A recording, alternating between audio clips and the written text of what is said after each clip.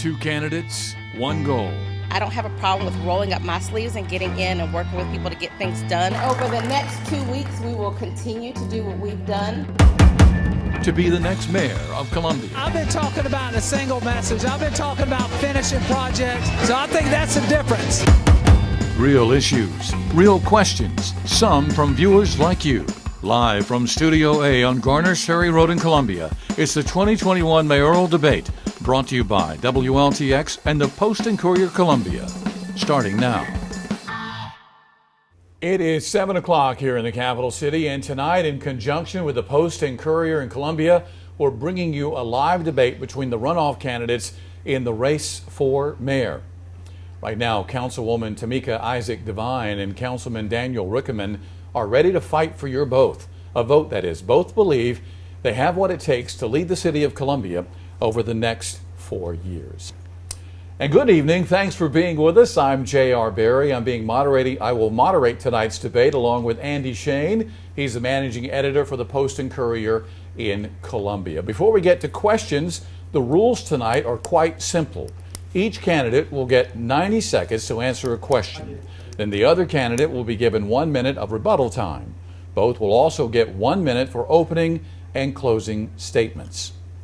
Now, before we went on the air, it was determined that Councilwoman Tameika Devine will have the opening statement first. So right now, we'll send it over to the Councilwoman. Good evening, Columbia. I'm Tameika Devine, your current at-large member of Columbia City Council and candidate for mayor of this great city, the city of Columbia. The city that raised me, the city that I call home, the city where my husband and I have intentionally decided to raise our children, and the city that's taught me about community and service. I've been humbled to serve you as your at-large councilperson for the last 19 years. Together, we have done so much, whether it is investing in our infrastructure, moving forward together with expanding opportunities for home ownership, or investing in our young people. But there's still so much we need to do. And that's why I'm running for mayor.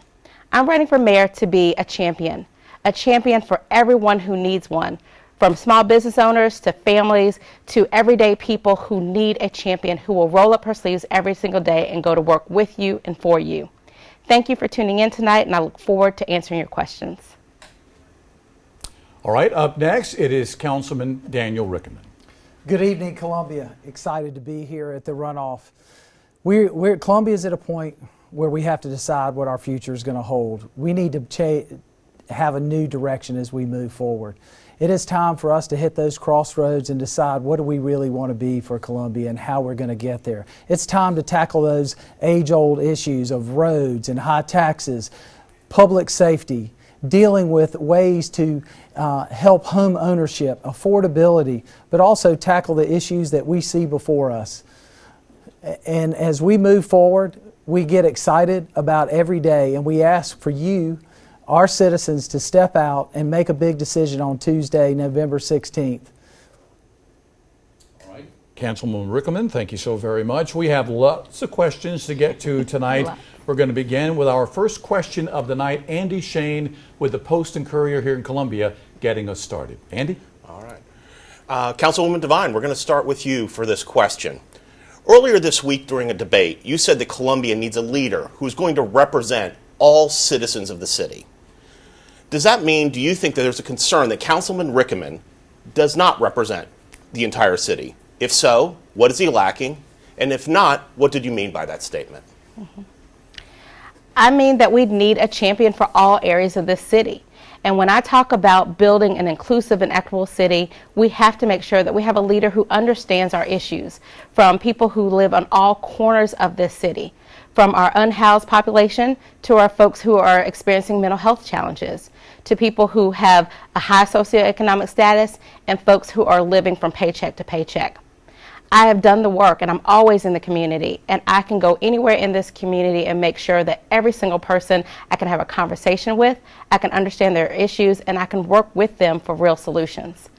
I don't say that I have a concern about Councilman Rickenmann, but I do think that as you look at just the wide, diverse support that I have in this campaign, I have been supported by community leaders, by elected officials, by neighborhood presidents, to small business owners. Councilman Rickenmann has been endorsed by bar owners, the South Carolina Republican Party, and people who don't necessarily look like every person in the city. And so I think it is very important that we have diversity and inclusion. And I have been a council person who has represented this entire city for the last 19 years. And again, as you look at the support that I have, I know that I can represent everybody no matter where you live, what your color is, what your socioeconomic status is, or who you love.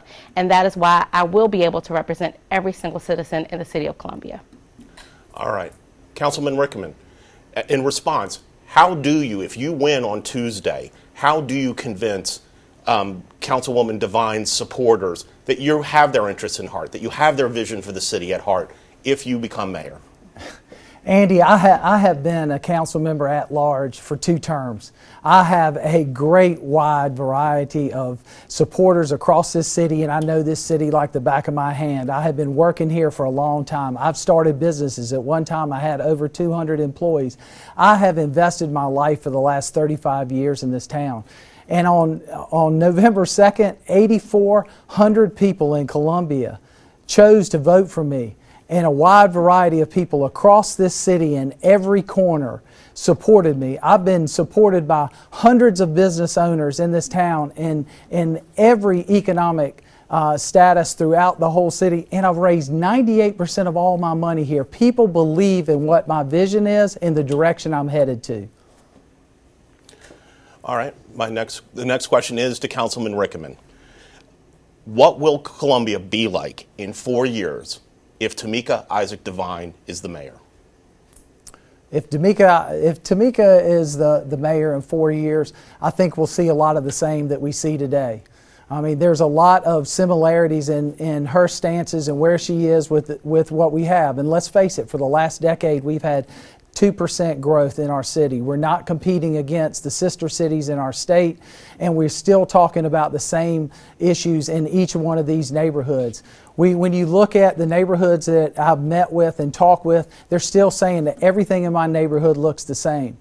We have an opportunity to make a change here, folks. We have an opportunity to change directions, and we have an opportunity to make Columbia one of the greatest cities in South Carolina. Councilwoman Devine, same question, but reversed. What will Columbia be like in 4 years if Daniel Rickenmann is mayor? I think in 4 years, if Daniel Rickenmann is the mayor of the city of Columbia, you will see further division. You will see a lot of things happening in 5 Points and maybe downtown, but not in other areas of the city. You will see someone who has advocated for lower taxes, even if it means to the extent of lower socioeconomic communities and people who really need help from their communities. I think leadership of Councilman Rickenmann is a nice guy, but it really will not be diverse. Just last night, I got a call from my great friend, Elise Parton, the mayor of KC, who was nearly in tears because she received notice, and it was said in a public meeting that someone in KC said that Columbia did not need another colored mayor.